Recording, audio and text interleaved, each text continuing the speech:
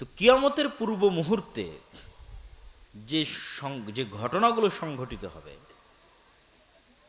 এগুলো সম্পর্কে অনেক কানাঘোষা, অনেক ভুল ব্যাখ্যা, অনেক বিভ্রান্তিকর ব্যাখ্যা, সময় উল্লেখ করা, একটাকে আরেকটার সাথে লাগানো, এগুলো এই যুগে এসে প্রচুর পরিমাণে হচ্ছে। এই জন্য আমাদের সঠিক হাদিস জানা যেমন দরকার, সঠিক ব্যাখ্যা জানাও তেমন দরকার। আর এই বিষয়ে সংক্ষিপ্ত আলোচনা করার কারণ হচ্ছে যে কোরআন এবং হাদিসে দাজ্জালের কথা আছে, শেষ জামানার যুদ্ধের কথা আছে, কিন্তু আধুনিক বিশ্বে কখনো এই কথা এভাবে আলোচিত হয়নি।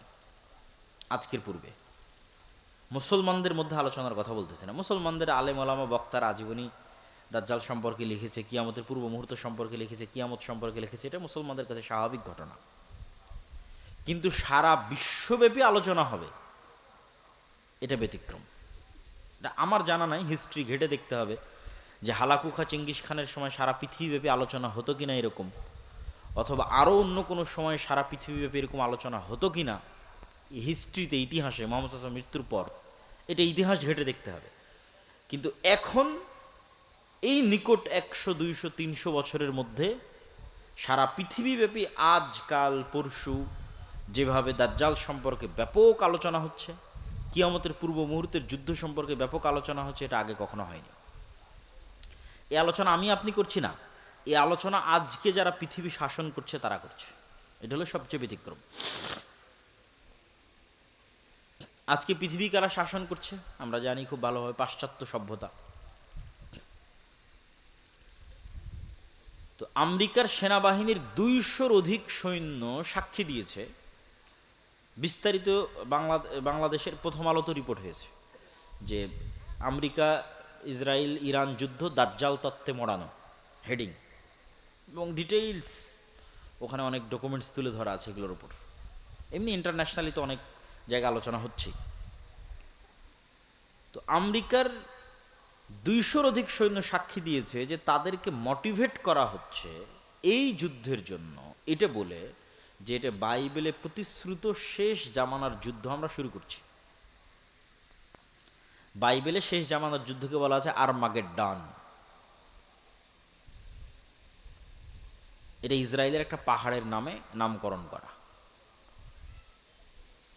আমরা সেই শেষ জামানার যুদ্ধ শুরু করছি, এই মর্মে আমেরিকার সেনাবাহিনীরা সাক্ষ্য দিচ্ছে।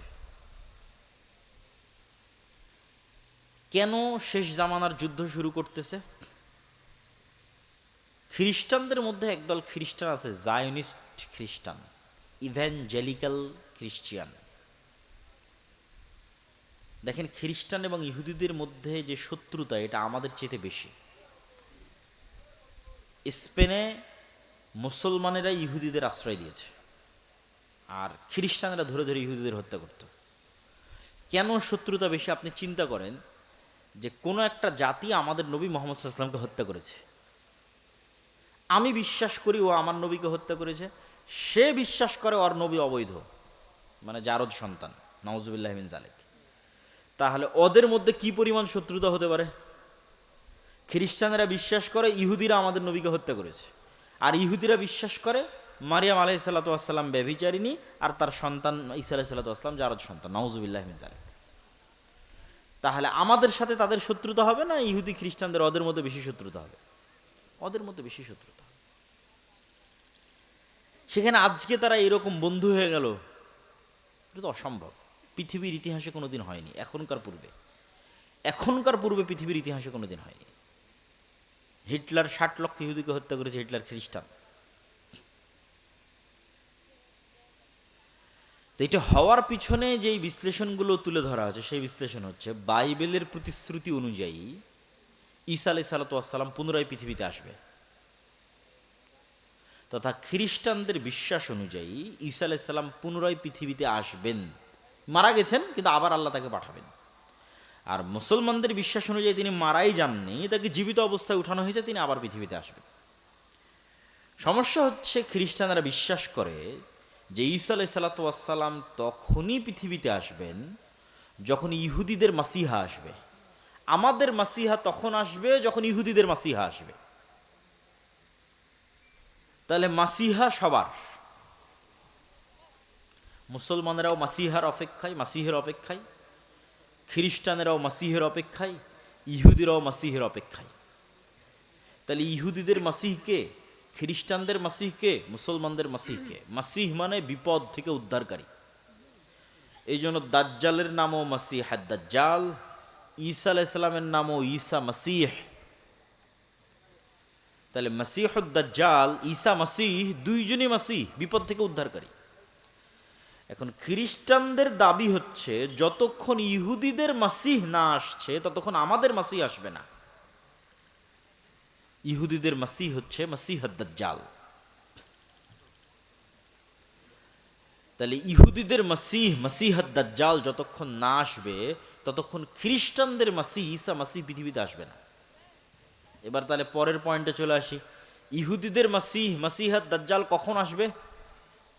খ্রিস্টানদের বিশ্বাস হচ্ছে ততক্ষণ ইহুদিদের মাসিহ, মাসিহ দাজ্জাল আসবে না যতক্ষণ না আমরা ইহুদিদেরকে জেরুজালেমে বসবাসের ব্যবস্থা না করে দিতে পারবো। পৃথিবীর সব ইহুদিদেরকে যেই দিন আমরা জেরুজালেমে বসবাসের ব্যবস্থা করে দিতে পারবো, ইহুদিরা যেই দিন মসজিদে আকসা ভেঙ্গে এখানে হাইকালে সোলাইমানির উপর থার্ড টেম্পল তৈরি করবে, সেই দিন মাসিহাদ দাজ্জাল আসবে। আর যখন মাসিহাদ দাজ্জাল আসবে তখন আমাদের ঈসা মাসিহ আসবে।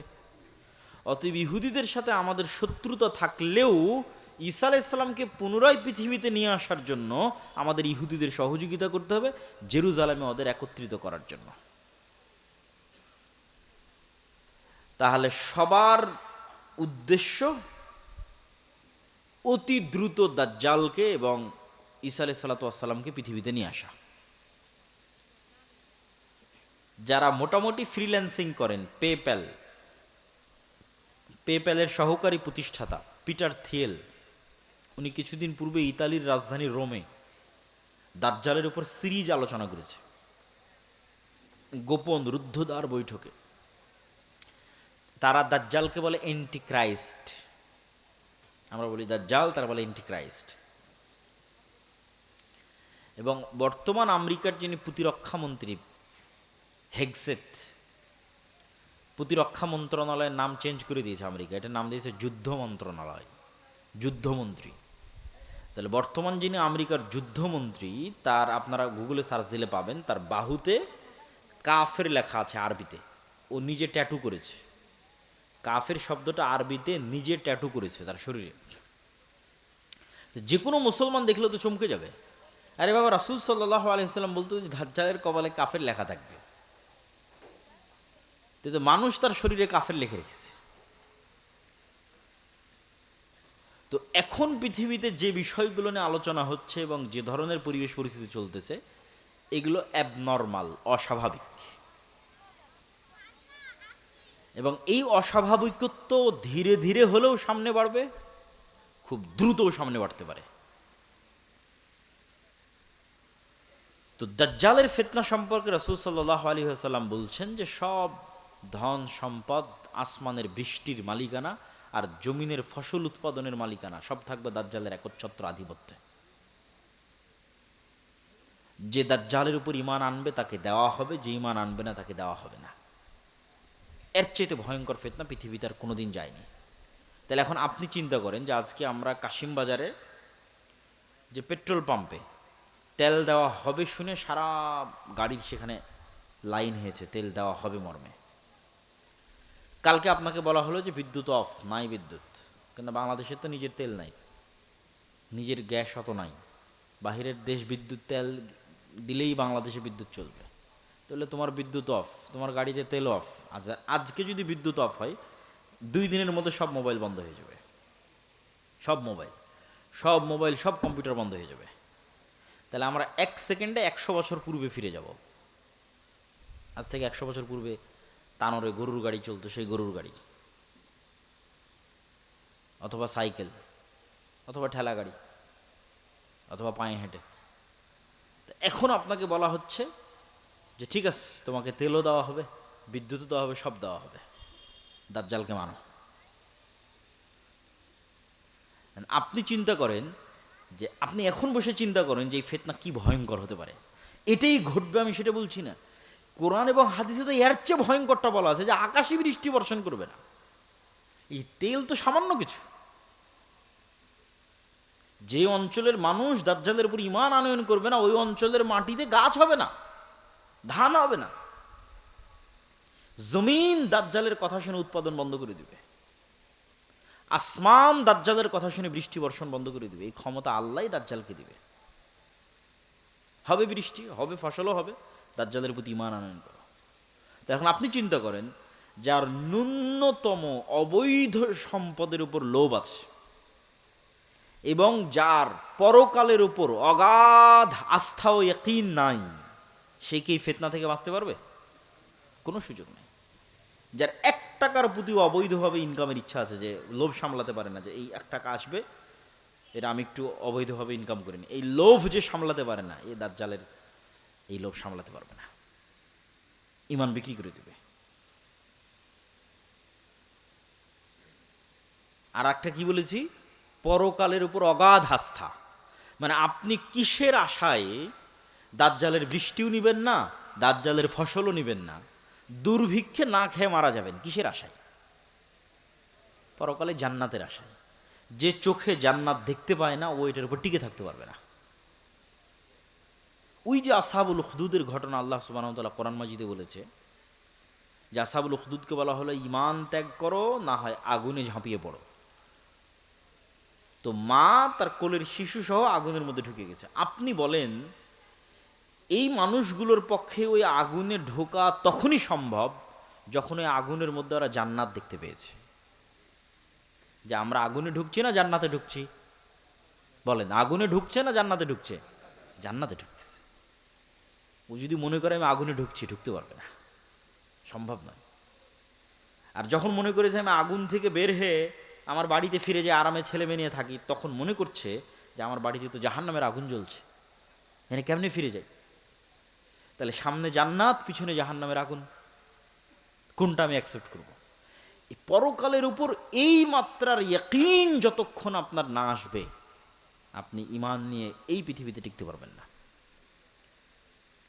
আল্লাহর পথে যাত্রা বইটা শুধু এই জন্যই লেখা, নতুন যে বইটা আমার লেখা, যে মানুষের ঈমানকে মজবুত করা। ঈমানই মানুষের সম্বল। আল্লাহর ক্ষমতা ও শক্তির প্রতি ঈমান, পরকালের প্রতি অগাধ আস্থা, অগাধ বিশ্বাস, এটা ছাড়া বাঁচার কোনো রাস্তা নেই। এই একই কথা রাসূল সাল্লাল্লাহু আলাইহি ওয়াসাল্লাম বলতেছে, যে দাজ্জালের জান্নাত হবে জাহান্নাম, আর দাজ্জালের জাহান্নাম হবে জান্নাত। সেম কথা, যা আসহাবুল উখদুদের সাথে ঘটেছে। সূরা বুরুজের মধ্যে আল্লাহ সুবহানাহু ওয়া তাআলা বলেছে। তাহলে এই ফিতনার একটা আলামত অন্তত আপনি দেখতে পাচ্ছেন, যে আপনার বাড়ি এবং ঘরে পৌঁছে গেছে। এটা বাড়তেও পারে, হয়তো ধীরে বাড়বে, না দ্রুত বাড়বে। তো কিয়ামতের পূর্ব মুহূর্তে রাসূলুল্লাহ সাল্লাল্লাহু আলাইহি ওয়াসাল্লাম বলছেন, যে আমার এবং কিয়ামতের মধ্যে তোমরা কয়েকটা জিনিসকে গণনা করে রাখো। 1 নাম্বার আমার মৃত্যু, 2 নাম্বার মসজিদে আকসার বিজয়, 3 নাম্বার ভয়াবহ মহামারী। এখন কোন মহামারী, এটা নিয়ে আলেমদের মধ্যে মতভেদ আছে। উমর রাদিয়াল্লাহু তাআলা আনহুর জীবদ্দশাতে সিরিয়াতে একটা ভয়ঙ্কর মহামারী হয়েছিল। কেউ কেউ বলেছে ওটা সেই মহামারী। আমরাও তো কয়েকদিন আগে দেখলাম করোনা মহামারী। আরও ভয়াবহ মহামারী আসতে পারে পৃথিবীতে। তারপর রাসূল সাল্লাল্লাহু আলাইহি ওয়াসাল্লাম বললেন, এমন এক ফিতনা, যেই ফিতনা থেকে আরবের কোনো ঘর খালি থাকবে না। তো আলেম ওলামা ব্যাখ্যা করেছে, এই ফিতনা হচ্ছে মোবাইল কম্পিউটার ইন্টারনেটের ফিতনা। তো মোবাইল কম্পিউটার ইন্টারনেটের ফিতনা তো সব ঘরে ঢুকেছে, খালি আরবের ঘরে ঢুকেছে? দক্ষিণ কোরিয়া, জাপান, আমেরিকা থেকে শুরু করে পৃথিবীর সব ঘরে ঢুকেছে। কিন্তু আল্লাহ নবী তো খাস করেছে এমন ফিতনা যেটা আরবের প্রত্যেক ঘরে ঢুকবে, পৃথিবীর প্রত্যেক ঘরে নয়। তো কোরআন এবং হাদিসে বেশিরভাগ জায়গায় ফিতনা মানে মারামারি, গন্ডগোল, হত্যা, এগুলোই উদ্দেশ্য। তাহলে এমন মারামারি, এমন গন্ডগোল, এমন হত্যা এবং রাহাজানি আরব বিশ্বে তৈরি হবে, যেই হত্যা, যেই গন্ডগোল, যেই মারামারিতে আরবের প্রত্যেকটা ঘর যুক্ত হয়ে যাবে, বিরত থাকতে পারবে না, মুক্ত থাকতে পারবে না। আর এক হাদিসে রাসূল সাল্লাল্লাহু আলাইহি ওয়াসাল্লাম বলছেন, ফোরাত নদী থেকে স্বর্ণের পাহাড় বের হবে। এই স্বর্ণের পাহাড় নিয়ে এমন মারামারি হবে যে মারামারিতে পুরো আরব বিশ্ব যুক্ত হয়ে যাবে। কারণ মানুষের কাছে মনে হয় আরে স্বর্ণের পাহাড় বের হওয়ার কি সম্ভব? আচ্ছা আপনি বলেন তো, আজ থেকে 500 বছর আগে মানুষের কি মনে হতো যে মাটির নিচ থেকে তেল বের হওয়া সম্ভব? মনে হতো নাকি? যে তেলে বিদ্যুৎ জ্বলবে এটি কি মানুষ কল্পনা করতো? কখনো কল্পনা করতো না। মাটির নিচ থেকে তেল বের হচ্ছে, গ্যাস বের হচ্ছে, বিদ্যুৎ চলতেছে, তো কখন কি বের হয়ে যাবে এটা আপনি বলতে পারবেন না। অথবা যদি সোনাকে সোনার অর্থেই রাখি তবুও সম্ভব। কেন? উদাহরণ দিলাম, যদি সোনাকে মূল্যবান অর্থে ধরি যে মূল্যবান কিছু বের হবে, মূল্যবান দামি বুঝাতে সোনা ব্যবহার হয়, অস্বাভাবিক কিছু না, স্বাভাবিক। তাহলে এখন অন্তত তেল সোনার চেয়েও দামি, তেলের যা অবস্থা স্বর্ণের চেয়েও দামি। সারা পৃথিবীতেই টিকে আছে তেলের উপর, সারা পৃথিবী। তাহলে এখন কিসের যুদ্ধ চলছে? জ্বালানি যুদ্ধ, তেলের যুদ্ধ। তেল নিয়ে মারামারি, ভেনেজুয়েলার সাথে মারামারি তেল নিয়ে, ইরানের সাথে মারামারি তেল নিয়ে, আরব বিশ্বের সাথে মারামারি তেল নিয়ে। এই যুদ্ধের সামনে আরো বাড়তে পারে। তো রাসূল সাল্লাল্লাহু আলাইহি ওয়াসাল্লাম আরব বিশ্বে এরকম এক ভয়াবহ ফিতনার কথা বলে গেছেন, যেই ফিতনায় আরবের প্রত্যেক ঘর যুক্ত হবে। এই সেই ফিতনা নয়, আরবের প্রত্যেক ঘর ওই ফিতনায় যুক্ত হবে, ওই মারামারি, গন্ডগোলে, কাটাকাটির সাথে যুক্ত হবে। তারপরে কি? একের পর এক আল্লাহ নবী গণাচ্ছে। এরপরে এই ফিতনার পরে আরবের প্রত্যেক ঘর যেই ফিতনায় যুক্ত হয়ে যাবে, এই ফিতনার পরে হুদনাতুন বাইনাকুম ওয়া বাইনার রোম, তোমাদের সাথে রোমানদের চুক্তি হবে। তো রাসূল সাল্লাল্লাহু আলাইহি ওয়াসাল্লাম যখন রোম শব্দ উচ্চারণ করছেন, তখন রোম হচ্ছে আজকের তুরস্ক। আজকের তুরস্কের রাজধানী ইস্তাম্বুল, যাকে ইংরেজিতে বলে কনস্টান্টিনোপল। সেখানে বাইজেন্টাইন রোমান এম্পায়ার ছিল অর্থোডক্স খ্রিস্টানদের, যে অর্থোডক্স খ্রিস্টানরা এখন রাশিয়ায় আছে। আর যদি রোমান মানে সব খ্রিস্টানদের ধরি, তাহলে ইউরোপ আমেরিকার খ্রিস্টানও আসতে পারে। আল্লাহ সুবহানাহু ওয়া তাআলা ভালো জানে এই হাদিস কিভাবে বাস্তবায়িত হবে, কারা উদ্দেশ্য। তো মুসলমানদের সাথে রোমান খ্রিস্টানদের চুক্তি হবে। চুক্তি হয়ে মুসলমান এবং রোমান খ্রিস্টানেরা তৃতীয় আর এক পক্ষের বিরুদ্ধে যুদ্ধ করবে। এই তৃতীয় পক্ষকে আল্লাহু আ'লাম। এই তৃতীয় পক্ষ ইহুদিরাও হতে পারে, হিন্দুরাও হতে পারে, বৌদ্ধরাও হতে পারে, অথবা রোমান দ্বারা যদি অর্থোডক্স খ্রিস্টান উদ্দেশ্য হয় তাহলে ক্যাথলিক ইউরোপ আমেরিকার খ্রিস্টানরা হতে পারে, অথবা রোমান দ্বারা যদি ইতালির রোম উদ্দেশ্য হয়, যেখান থেকে ইউরোপ উদ্দেশ্য হবে, তাহলে আমেরিকা, ইসরায়েল হতে পারে, রাশিয়া হতে পারে। তৃতীয় আর এক পক্ষের বিরুদ্ধে যুদ্ধ হবে। এই তৃতীয় আর এক পক্ষের বিরুদ্ধে যুদ্ধে তোমরা এবং রোমান খ্রিস্টানরা বিজয়ী হবে। বিজয়ী হওয়ার পর কেউ একজন ক্রুশকে উঁচিয়ে ধরে বলবে যে এই ক্রুশের কারণে, যে ক্রস চিহ্ন পাদ্রীদের গলায় থাকে, এইটার কারণে আমরা বিজয়ী হয়েছি। তখন এক মুসলমান উঠে ক্রোশটা ভেঙে দিবে যে আল্লাহর সাহায্যে আমরা বিজয়ী হয়েছি। ক্রোশ ভাঙ্গার কারণে তর্ক বিতর্ক, গন্ডগোল, মারামারি, যুদ্ধ, মুসলমান আর খ্রিস্টান মুখোমুখি হয়ে যাবে, যারা কিছুক্ষণ আগে চুক্তিতে ছিল। চুক্তি হয়ে আর এক তৃতীয় পক্ষের বিরুদ্ধে যুদ্ধ করেছে। আমার কেন জানি মনে হয় যে এই তৃতীয় পক্ষের বিরুদ্ধে যুদ্ধ ইহুদিদের সাথে হতে পারে। কেন? রাসূলুল্লাহ সাল্লাল্লাহু আলাইহি ওয়াসাল্লাম আর এক হাদিসে বলেছেন যে ইহুদিদেরকে এমন ভয়াবহভাবে মুসলমানেরা হত্যা করবে একটা যুদ্ধে, কিয়ামতের পূর্ব মুহূর্তে এমন ভয়াবহভাবে হত্যা করবে যে পাথর এবং গাছ পর্যন্ত কথা বলবে যে মুসলমান আসো, আমার কি বলার নাম, আমার পিছনে ইহুদি লুকিয়ে আছে, হত্যা করো। এই যে পাথর এবং গাছ কথা বলবে, এটার সাথে আর একটা জিনিস আপনাকে বলে রাখি। রাসূল সাল্লাল্লাহু আলাইহি ওয়াসাল্লাম বলছেন মানুষের স্যান্ডেলও কথা বলবে, মানুষের রানও কথা বলবে। আর একটা কি বলেছে রাসূল সাল্লাল্লাহু আলাইহি ওয়াসাল্লাম? বলেছেন যে কিয়ামতের পূর্ব মুহূর্তে দাব্বাতুল আরজ বের হবে, জন্তু, একটা জানোয়ার যে কথা বলবে মানুষের সাথে, জাসসাসা, গোয়েন্দা। যেই দাব্বাতুল আরজ তামিমাত দারির হাদিসে যখন দাজ্জালের সাথে দেখা করতে যায়, তখন দাজ্জালের প্রবেশ মুখে এক জন্তু জানোয়ার দাঁড়িয়েছিল, যাকে হাদিসে বলা হয়েছে দাব্বাতুল আরজ, যার চেহারা কোন দিকে পিছন কোন দিকে বোঝা যায়নি।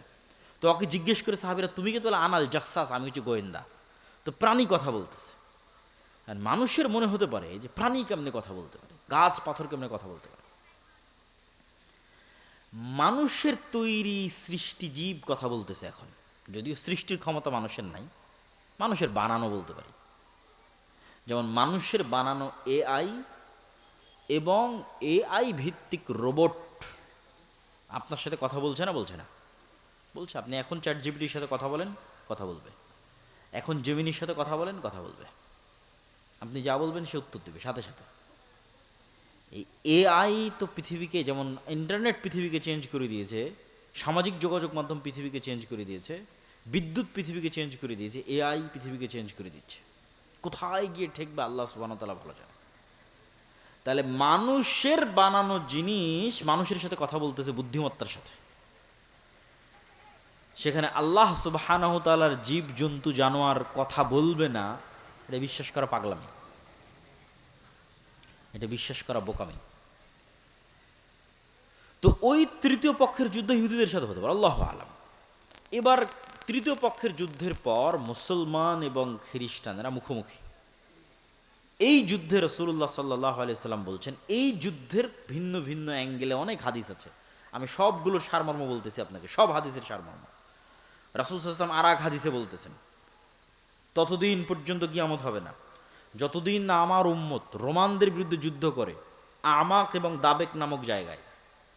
এই জায়গা কোথায়? এই জায়গা হচ্ছে আজকের সিরিয়া, যেখানে তুরস্কের সীমান্তের সাথে মিলেছে। এখনকার সিরিয়ার সীমান্ত যেখানে তুরস্কের সীমান্তের সাথে মিলেছে, ইদলিব, ইদলিব শহর, সেখানে এই নামে জায়গা আছে, বিশাল খোলা মাঠ, আমাক এবং দাবেক। ওই জায়গায় আমার উম্মত যতক্ষণ রোমান খ্রিস্টানদের বিরুদ্ধে যুদ্ধ না করছে ততদিন কিয়ামত হবে না। সেই দিন মুসলমানদের যুদ্ধের হেডকোয়ার্টার থাকবে দামেস্ক নগরীর গুতা নামক জায়গায়। এটা ওই যুদ্ধের কথাই বলা হচ্ছে যেটা রোমানদের সাথে হবে। আর এক হাদিসে রাসূলুল্লাহ সাল্লাল্লাহু আলাইহি সাল্লাম বলছেন, ততদিন পর্যন্ত কিয়ামত হবে না যতদিন না আমার উম্মত বলেনি, ওখানে বলেছে ইসহাক আলাইহিসসালাতু ওয়াসসালামের বংশের ৭০,০০০ সদস্য এমন এক শহরের বিরুদ্ধে যুদ্ধ না করে, যেই শহরের এক পাশ সাগর এবং এক পাশ মাটি। তো আলেম ওলামা লিখেছে এই শহর হচ্ছে ইস্তাম্বুল, কুস্তুনতুনিয়া, কনস্টান্টিনোপল। তা আমার উম্মত যখন এই ইসহাক আলাইহিস সালামের বংশের ৭০,০০০ মানুষ যখন ওই শহর বিজয়ে যাবে, তখন তাদের তরবারি চালানো লাগবে না, গুলি করা লাগবে না। তারা বলবে লা ইলাহা ইল্লাল্লাহ আল্লাহু আকবার, এটাতে শহর বিজয় হয়ে যাবে। লা ইলাহা ইল্লাল্লাহ এবং আল্লাহু আকবার আওয়াজ দিয়ে শহর বিজয় হবে।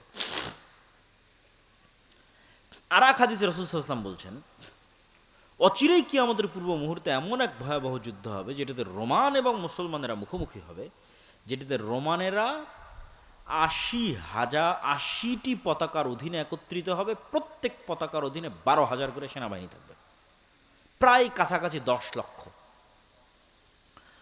লক্ষ পদাতিক যোদ্ধা নিয়ে তারা মুখোমুখি হবে মুসলমানদের। এই যুদ্ধে আমার উম্মত ৩ ভাগে বিভক্ত হবে। এই যুদ্ধে অংশগ্রহণ করার জন্য মদিনা থেকে তৎকালীন বিশ্বের সর্বশ্রেষ্ঠ সন্তানেরা বের হয়ে আসবে। তৎকালীন বিশ্বের সবচেয়ে তাকওয়াবান, সবচেয়ে আল্লাহওয়ালা, সবচেয়ে পরহেজগার, সবচেয়ে পাকা মুমিন মুজাহিদ বের হয়ে আসবে মদিনা থেকে, যারা এই যুদ্ধে অংশগ্রহণ করবে। আমার উম্মত এই যুদ্ধে ৩ ভাগে বিভক্ত হবে। এক ভাগ পালিয়ে যাবে যুদ্ধের মাঠ থেকে, এরা এত বড় কবিরা গুনাহ করবে যে আল্লাহ কিয়ামত পর্যন্ত এদের ক্ষমা করবে না। আর এক ভাগ মৃত্যুবরণ করবে, এরা পৃথিবীর সর্বশ্রেষ্ঠ শহীদ। আর এক ভাগকে আল্লাহ বিজয় দান করবে, কিন্তু বিজয়ের কোনো আনন্দ থাকবে না। কেন বিজয়ের কোনো আনন্দ থাকবে না? এক বংশে যদি ১০০ সদস্য থাকে, ৯৯ জন মারা যাবে, একজন বেঁচে থাকবে। এগুলো ভিন্ন ভিন্ন হাদিস রাসূলুল্লাহ বলেছেন, একই যুদ্ধের কথা আমি একত্রিত করে বলতেছি। পাখি যদি ১ মাস আকাশে উড়ে লাশের সারি শেষ করতে পারবে না, লাশের দুর্গন্ধ শেষ করতে না পারার কারণে পাখি পড়ে মারা যাবে। লাশের দুর্গন্ধ শেষ, এত ব্যাপক হারে মানুষ মারা যাবে এই যুদ্ধে, মুসলমান এবং খ্রিস্টান উভয় পক্ষে। ফলত গনিমতের মালের কোনো আনন্দ থাকবে না। তারপর গনিমতের মাল বন্টন হবে, ওয়ারিস নেওয়ার থাকবে না। এই যুদ্ধ শেষে যখন মুসলমানেরা তাদের তরবারিকে জাইতুন গাছের সাথে ঝুলিয়ে, রাসূল সাল্লাল্লাহু আলাইহি ওয়াসাল্লামের আর এক হাদিসের বাক্য, জাইতুন গাছের সাথে ঝুলিয়ে যখন গনিমতের মাল বন্টন করবে, তখন অদৃশ্য থেকে আওয়াজ আসবে, দাজ্জাল তোমাদের বাড়ি ঘরে ঢুকে গেছে। কিন্তু এই সংবাদটা মিথ্যা হবে। কিন্তু এই সংবাদ শুনে মুজাহিদ বাহিনীর নেতা 10 জন অশ্বারোহীকে রওনা করবে খোঁজ নেওয়ার জন্য সত্যি দাজ্জাল বের হয়েছে কিনা। রাসূল সাল্লাল্লাহু আলাইহি ওয়াসাল্লাম বলছেন ওই 10 জন অশ্বারোহীর নাম, ওদের বাপের নাম, ওদের ঘোড়ার রং, ওদের গায়ের রং আমি দেখতে পাচ্ছি, আমি বলে দিতে পারবো ওরা কারা। দাজ্জালের সংবাদের সত্য মিথ্যা খুঁজতে যখন মুজাহিদেরা যুদ্ধ থেকে দামেস্ক শহরে ফিরে আসবে এবং ফজরের সালাত কিছু রিওয়ায়েতে ফজরের সালাত, কিছু রিওয়ায়েতে আসরের সালাত, ফজরের সালাতে যখন দাঁড়াবে তখন এবার ঈসা আলাইহিস সালাতু ওয়াস সালাম আসমান থেকে 2 ফেরেশতার কাঁধে ভর দিয়ে নেমে আসবেন। মানুষের কাছে মনে হয় আরে আসমান থেকে নেমে আসে এটা অলৌকিক গল্প শোনাচ্ছে, অবাস্তব গল্প শোনাচ্ছে। অথচ দেখেন আল্লাহ সুবহানাহু ওয়া তাআলা নিজেই আমাদেরকে কোরআনে বারবার বলছে যে আমি আদমকে কোথায় থেকে নামিয়ে দিয়েছি, আদম আর হাওয়াকে কই থেকে নামিয়ে দিয়েছে, আসমান থেকে নামিয়ে দিয়েছে, জান্নাত থেকে নামিয়ে দিয়েছে। আমি ইবলিসকে কই থেকে নামিয়ে দিয়েছি, আসমান থেকে নামিয়ে দিয়েছি। তাহলে আসমান থেকে নামা নতুন না পুরাতন? পুরাতন। আসমান থেকে নামা পুরাতন। তাহলে আমরা যেখানে আদম আলাইহিস সালাতু ওয়াস সালামের ক্ষেত্রে বিশ্বাস করছি যে তাকে আসমান থেকে নামিয়ে দেওয়া হয়েছে, জান্নাত থেকে নামিয়ে দেওয়া হয়েছে, তাহলে এটা আমাদের কাছে অস্বাভাবিক কেন মনে হয় যে ঈসা আলাইহিস সালাম আসমান থেকে নেমে আসবে? কিন্তু অস্বাভাবিক নয়, এই ঘটনা তো পৃথিবীতে আগেই ঘটেছে।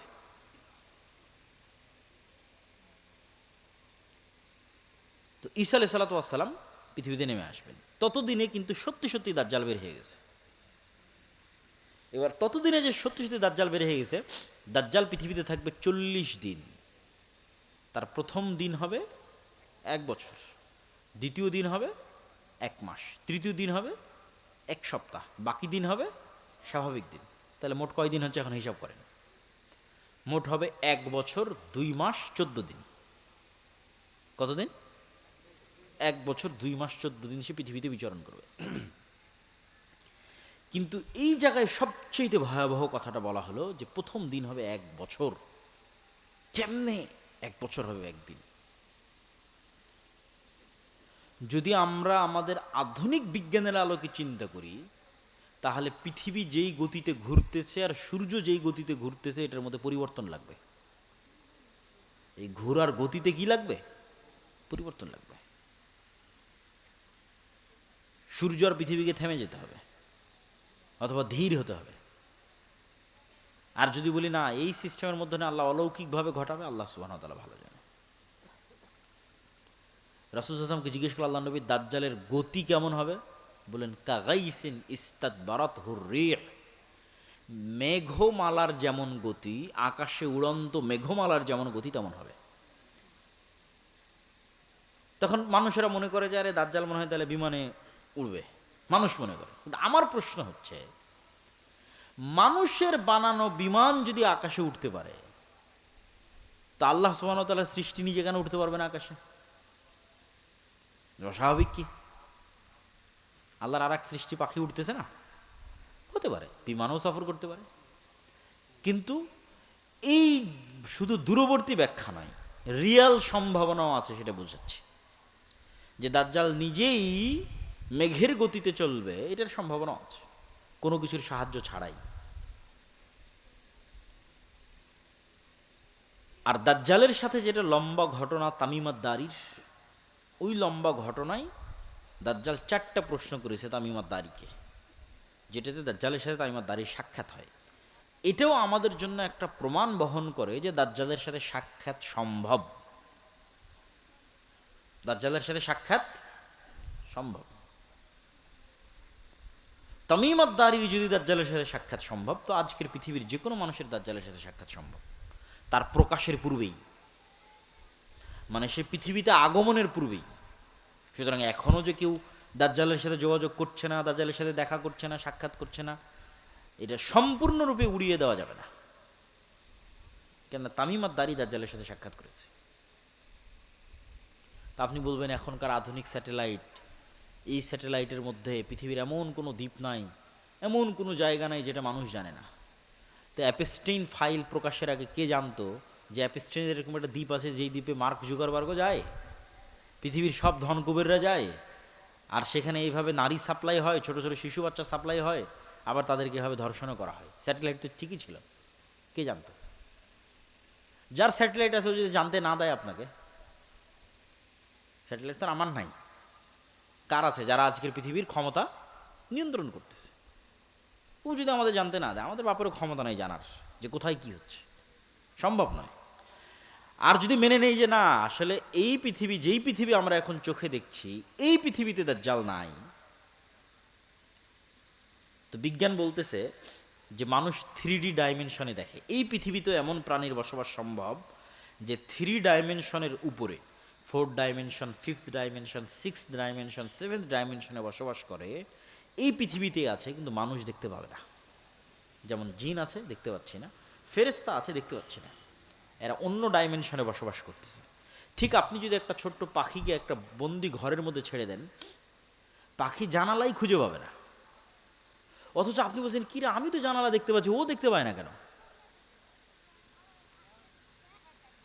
এরকম আপনি যে কোনো প্রাণীর সাথে চেক করতে পারেন, সাপের সাথে চেক করতে পারেন যে সাপের দৃষ্টি কেমন, সাপ কতটুকু দেখে, কোন লেভেল পর্যন্ত দেখে, আমাদের মতো দেখে না। কুকুরের দৃষ্টি কেমন, সে কি আমাদের মতো দেখে না। আপনার আশেপাশে এরকম হাজারো উদাহরণ আছে, আপনি যেমন দেখেন ওরা ওরকম দেখে না, ওরা ভিন্ন লেভেলের দেখে। তাহলে আমাকে ফেরেশতা দেখতেছে, জিন দেখতেছে, আমি জিন ফেরেশতাকে দেখতেছি না। আল্লাহ চাইলে দেখা যাবে। সুতরাং পৃথিবীতে থাকা অবস্থাতেও না দেখা সম্ভব। আবার পৃথিবীতে থাকা অবস্থায় অন্যরা দেখতেছে, আছে, আমাকে দেখতে দেওয়া হচ্ছে না, যেটা আগেরটা বললাম সেটাও সম্ভব। আমাকে জানতে দেওয়া হচ্ছে না, সেটাও সম্ভব। এবং দাজ্জালের প্রকাশের পূর্বে তার সাথে সাক্ষাৎও সম্ভব। তো তামিম আদ-দারির হাদিসে তামিম আদ-দারিকে জিজ্ঞেস করছে দাজ্জাল আরবের লোকজনকে 4টে জিনিসের কথা বলছে। বহাইরা তাবারিয়ার কথা বলো, আইনে জোগরের কথা বলো, নাখাল বাইসানের কথা বলো, আর নবী আল উম্মির কথা বলো। এই বহাইরা তাবারিয়া হচ্ছে সি অফ গ্যালিলি, যেটা আজকের ইসরায়েলের সীমানার মধ্যে পড়ে।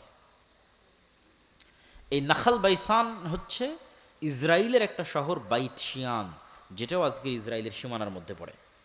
আর আইনে জোগার হচ্ছে জর্ডানের যে ডেড সি আছে, মৃত সাগর আছে, যেখানে লূত আল ইসলামের কওমকে ধসিয়ে দেওয়া হয়েছিল।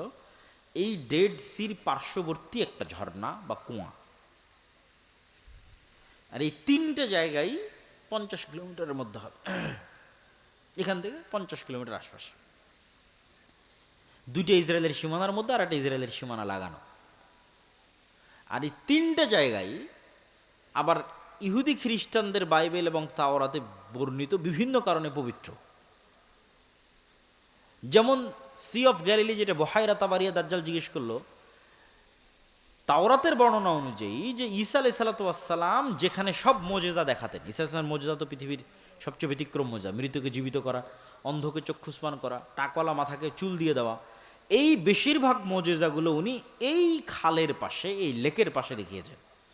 এই জন্য সারা ইউরোপ, সারা আমেরিকা থেকে লক্ষ লক্ষ খ্রিস্টান দর্শনার্থী এটা দেখতে আসে। Bahaira Tabariya, lake of Tiberias, sea of Galilee. আর আইনে জোগার, যেটা স্প্রিং অফ জোয়ার বলতেছে হিব্রু ভাষায়, ইংরেজি ভাষায়, বাইবেলের বর্ণনা অনুযায়ী লূত আলাইহিস সালাতু ওয়াস সালামের শহর ধ্বংস হওয়ার পর যেই শহরে যেই জায়গায় তাকে আশ্রয় দেওয়া হয়েছিল, সেটা হচ্ছে এই আইনে জোগার, তার পাশে। এই 3টার কথা দাজ্জাল কি বলছে? যেটাতে পানি আছে, পানি থাকবে না, ঝর্ণা আছে, ঝর্ণা শুকিয়ে যাবে, বাগান আছে, বাগান, খেজুর বাগান আছে, খেজুর বাগান শেষ হয়ে যাবে। আর নবী আল উম্মির কথা বলো, নবী আল উম্মি হচ্ছে পড়ালেখা জানে না এমন নবী। তো বলে এই অবস্থা নবী আল উম্মির। তারপরে দাজ্জাল নিজেই বলতেছে আমি বের হব, 40 দিন পৃথিবীতে চলাচল করব, আমার এই ক্ষমতা থাকবে। এবং দাজ্জালের ওই ক্ষমতার কথাগুলো রাসূল সাল্লাল্লাহু আলাইহি ওয়াসাল্লাম বলে গেছে। তাহলে দাজ্জালের সাথে কেউ পারবে না। দাজ্জালের সাথে একমাত্র কে পারবে? ঈসা আলাইহিস সালাতু ওয়াস সালাম। দাজ্জাল যখন পৃথিবীতে বের হয়ে যাবে, তখন মুমিন মুসলমানদের বাঁচার কোনো রাস্তা থাকবে না। এমনকি রাসূল সাল্লাল্লাহু আলাইহি ওয়াসাল্লামের হাদিসের বর্ণনা অনুযায়ী সিরিয়ার এক অঞ্চলের মানুষ যারা দাজ্জালের প্রতি ঈমান আনবে না, ওদেরকে ওদের ধনুক চাবিয়ে খেতে হবে, কোনো খাবার থাকবে না। এইরকম ভয়ঙ্কর দুর্ভিক্ষ দেখা দেবে। গাড় পাহাড় বিভিন্ন জায়গায় আশ্রয় লুকিয়ে থাকতে হবে, অপেক্ষায় থাকবে ঈসা আলাইহিস সালামের আগমনের। ঈসা আলাইহিস সালাম যখন আসবে, লুদ নামক দরজা, জেরুজালেমের, যেখানে এখন এয়ারপোর্ট, সেখানে ঈসা আলাইহিস সালামকে দেখা মাত্র দাজ্জাল গলতে থাকবে পানির মতো, কিন্তু সে গলে শেষ হওয়ার আগেই ঈসা আলাইহিস সালাম তাকে নিজে হাতে হত্যা করবেন এবং সেই রক্ত দুনিয়ার মানুষকে দেখাবেন। এবার রাসূল সাল্লাল্লাহু আলাইহি ওয়াসাল্লাম বলছে যে আল্লাহ ঈসা আলাইহিস সালামকে বলবে, ঈসা, দাজ্জাল তো মারা গেল, কিন্তু এখন আমার এমন এক সৃষ্টি জীব বের হবে যে লা ইয়াদানু লি আহাদিম মিন ইবাদি, আমার বান্দাদের মধ্যে এমন কোনো বান্দা নাই যে তাদের সাথে মুখোমুখিতে পারবে, মোকাবেলায় পারবে। অতএব তুমি ঈসা যত বড় নবী হও, আর ইমাম মাহদি যত বড় মুজাহিদ হোক, আর তোমাদের হাতে দাজ্জালের যত বড় ফিতনা পরাজিত হোক, এখন যারা বের হবে এদের সাথে তোমরা পারবে না। অতএব তোমরা তুর পাহাড়ে আশ্রয় নাও। তখন ঈসা আলাইহিস সালাম মুমিন মুজাহিদদের নিয়ে তুর পাহাড়ে আশ্রয় নেবেন। এবার বের হবে ইয়াজুজ মাজুজ, যাদের বর্ণনা কিয়ামতের আলামতের একমাত্র আলামত যেটার বর্ণনা কোরআনে আছে। দাজ্জালের কথা কিন্তু কোরআনে নাই। আরও যেগুলো বললাম বিভিন্ন ভয়ঙ্কর যুদ্ধ, ফিতনা, রোম, এগুলো কোরআনে নাই। তাহলে একমাত্র আলামত যেটার বর্ণনা কোরআনে আছে সেটা কি?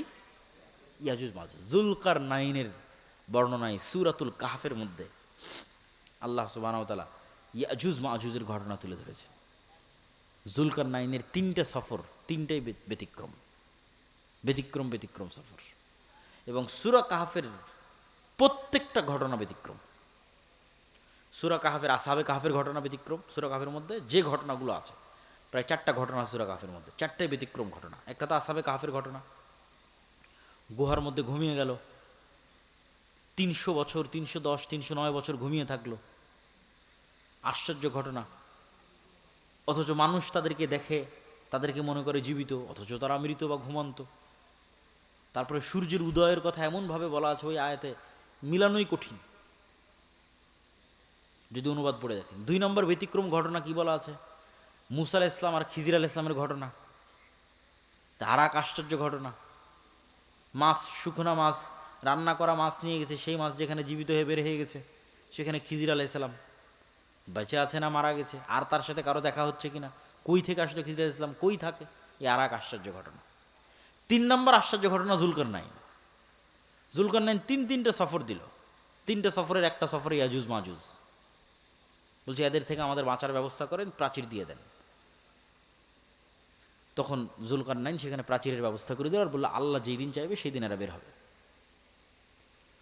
এখন সেই প্রাচীর আছে না ভেঙে গেছে, বের হয়ে গেছে, না কিয়ামতের পূর্ব মুহূর্তে বের হবে, আল্লাহু আলাম। কিন্তু হাদিসের ভাষা অনুযায়ী বোঝা যাচ্ছে যে কিয়ামতের পূর্ব মুহূর্তেই তারা বের হবে।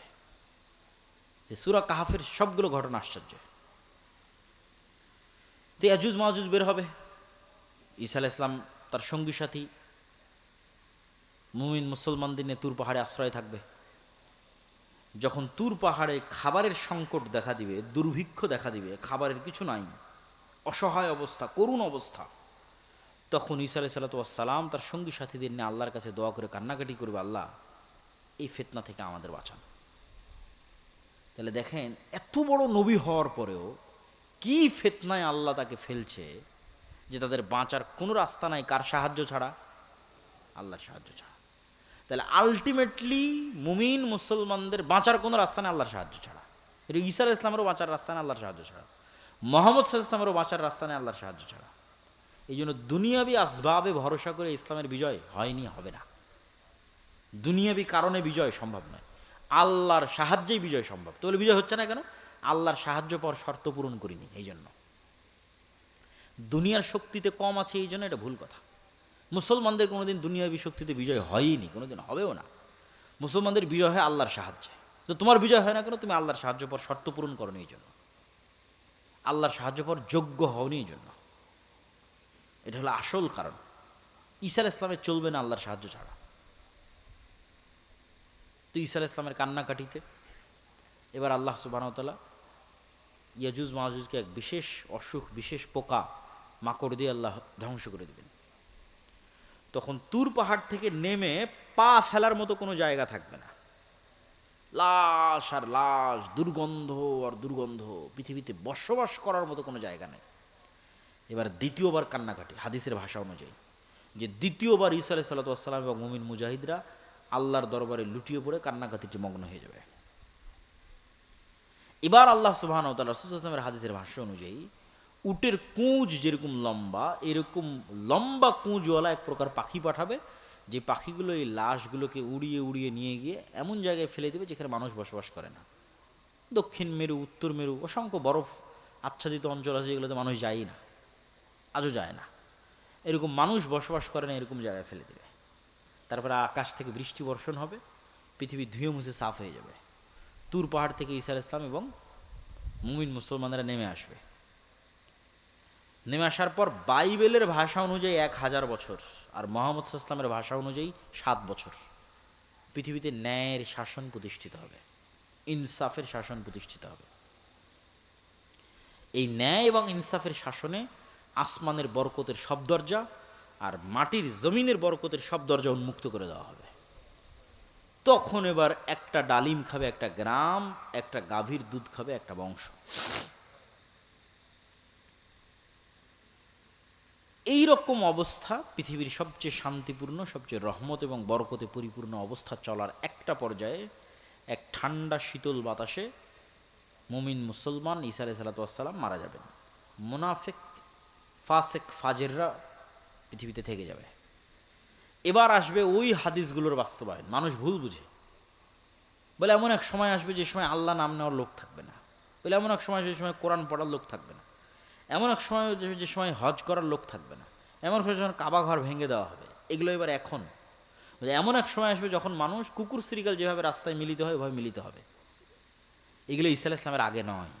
ঈসা আলাইহিস সালামের আগে দিন থাকবে, কোরআন থাকবে, মুমিন থাকবে, মুজাহিদ থাকবে, যোদ্ধা থাকবে, সব থাকবে। মসজিদ থাকবে, মাদ্রাসা থাকবে, হজ থাকবে, ওমরা থাকবে, all everything will be running, সব কিছু চলতে থাকবে। তাহলে কোরআন উঠে যাওয়া, আল্লাহর নাম নেওয়ার মতো লোক উঠে যাওয়া, রাস্তাঘাটে কুকুর শ্রীগালের মতো জেনায় লিপ্ত হওয়া, হজ বন্ধ হয়ে যাওয়া, কাবা ঘর ধ্বংস হয়ে যাওয়া, এগুলো এবার হবে ঈসা আলাইহিস সালামের মৃত্যুর পরে। তখন এই ফাসেক, ফাজের, কাফেরদের উপর এবার ফাইনাল কিয়ামত, যেটা ওই ফাইনাল কিয়ামত সংঘটিত হবে, যেটাতে বলা আছে যে আল্লাহ সুবহানাহু ওয়া তাআলা ইজাস সামাউ শাক্কাত, ইজাস সামাউ ফাতারাত, ওয়া ইদাল কাওয়াকিবু ইনতাসারাত, ওয়া ইদাল বিহারু ফুজ্জিরাত, যখন আসমান ফেটে চৌচির হয়ে যাবে। আল কারিআতু মাল কারিআহ ওয়া মা আদরাকা মাল কারিআহ ইয়াউমা ইয়াকুনুন নাসু কাল ফারাশিল মাবথুস ওয়া তাকুনুল জিবালু কাল ইহনিল মানফুশ। পাহাড়, হিমালয় পাহাড় হবে আকাশে উড়ন্ত ধুলিত ধ্বনিত তুলা, আর মানুষ হবে পঙ্গপালের ন্যায়। সূর্যর, চন্দ্র, নক্ষত্র চূর্ণ বিচূর্ণ বিদীর্ণ হয়ে পড়ে যাবে। ফাইনাল কিয়ামত। প্রিয় উপস্থিতি, এই পুরো আলোচনার সারমর্ম বা আমাদের শিক্ষা বা আমাদের করণীয় কি? আমাদের শিক্ষা, আমাদের করণীয় হচ্ছে যে আমরা শেষ সময়ে বসবাস করতেছি, এই কথাই ঠিক। যদি আরও 5000 বছর পরও কিয়ামত হয় তবুও আমরা শেষ সময়ে, যদি আরও 500 বছর পরও কিয়ামত হয় তবুও আমরা শেষ সময়ে। কেন? কিয়ামতের সবচেয়ে বড় আলামত মুহাম্মদ সাল্লাল্লাহু আলাইহি ওয়াসাল্লাম মৃত্যু হয়ে গেছে, আর অসংখ্য ছোট ছোট আলামত চোখে দেখতেছি। আল্লাহ নবী বলছেন ইয়াতাতাওয়ালুনা ফিল বুনিয়ান, উঁচু উঁচু বিল্ডিং বানানোতে প্রতিযোগিতা করবে। তো উঁচু বিল্ডিং বানানোর কল্পনা কিভাবে আসতে পারে যে উঁচু বিল্ডিং দেখেনি চোখে? বলছে উঁচু বিল্ডিং নিয়ে প্রতিযোগিতা করবে। তো হয়ে গেছে উঁচু উঁচু বিল্ডিং নিয়ে প্রতিযোগিতা। তো রাসূল সাল্লাল্লাহু আলাইহি ওয়াসাল্লামের হাদিসগুলো দেখলে বোঝা যায় যে না দেখে যে জিনিসগুলোর বর্ণনা রাসূল সাল্লাল্লাহু আলাইহি ওয়াসাল্লাম দিয়েছেন সেগুলো আমরা নিজেরা বাস্তবে স্বচক্ষে দেখতেছি।